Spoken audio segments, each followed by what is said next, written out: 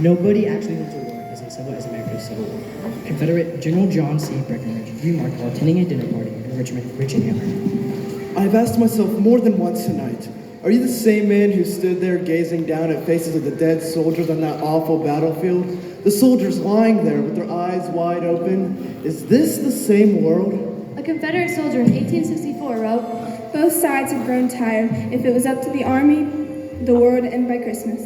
The Civil War cost 620,000 lives, 100,000 more were wounded, and the lives of millions were changed forever.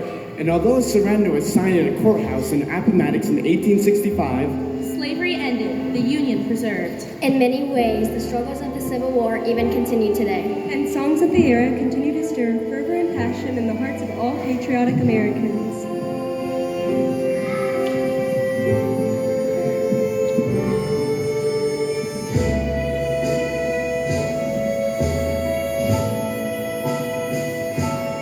Oh, Shenandoah, I long to hear you. Oh, your rolling river.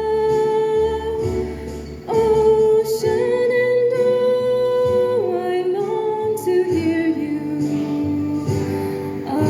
Away, I'm bound away, cross the wide Missouri.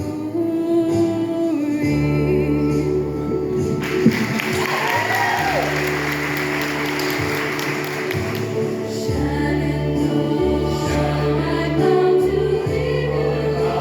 leave you.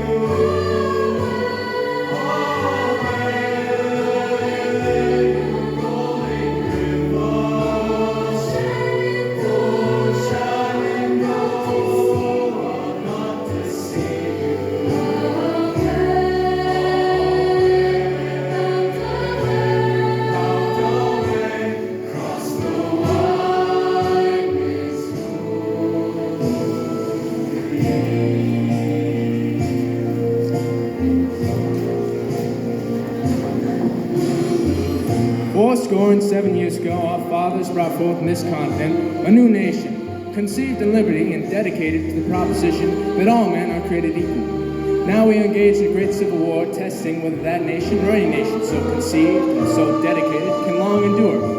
We are met on a great battlefield of that war. We have come to dedicate a portion of that field as a final resting place for those who here gave their lives that that nation might live. It is altogether fitting and proper that we should do this. But in a larger sense, we cannot dedicate. We cannot consecrate. We cannot hollow this ground. The brave men, living and dead, who struggled here have consecrated it far above our poor power to add or detract. The world will little note nor long remember what we say here, but it can never forget what they did here. It is for us, the living rather, to be dedicated here to the great task remaining before us, that from these honored dead we take increased devotion to that cause which they gave the last full measure of devotion.